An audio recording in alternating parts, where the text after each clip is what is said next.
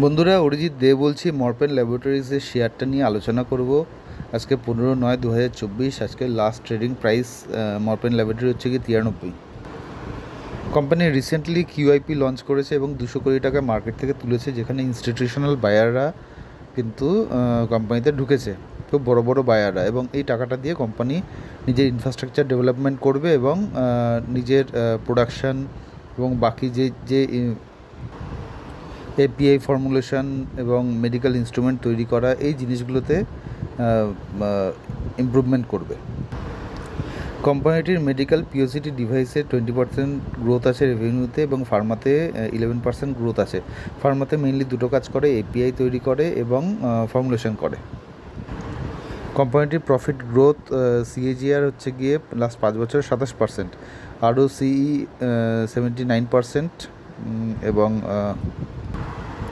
P ratio হচ্ছে গিয়ে 43%। কোম্পানিটার যদি রিস্কের দিক থেকে বলতে যাই, তাহলে হাই লেভেল অফ কম্পিটিশন আছে এবং প্রাইসিং পাওয়ার কিছু নেই, প্রাইসিং পাওয়ার খুব লো। কোম্পানিটার নেট প্রফিট মার্জিন খুব কম, 8%। সুতরাং ভলিউম ইজ ইম্পর্টেন্ট যদি কোম্পানিটা যদি নিজেকে বাড়াতে চায়। তো এই হচ্ছে মরপেন ল্যাবরেটরি। মানে ছোট করে, মরপেন ল্যাবরেটরি কিন্তু মার্কেট লিডার বিপি মেশিন তৈরিতে এবং চারটে এপিআই তৈরিতে কিন্তু এরা মার্কেট লিডার। এখন রিসেন্টলি যেটা মেক ইন ইন্ডিয়া ড্রাইভ চলছে, তার সুবিধা কিন্তু মরপেন ল্যাবরেটরি এই মেডিকেল ইলেকট্রনিক্সে ভীষণভাবে পাবে। এবং এছাড়াও কিছু ব্র্যান্ড এর আন্ডারে আছে যারা মানে হাউস হোল্ড হিসেবে খুবই পরিচিত, যেমন বার্নল, যেমন লেমনেড, যেমন ইসাবগুল। আপনার কি মনে হয় মরপেন ল্যাবরেটরির কোনো বাই বা সেল কি রেটিং হওয়া উচিত?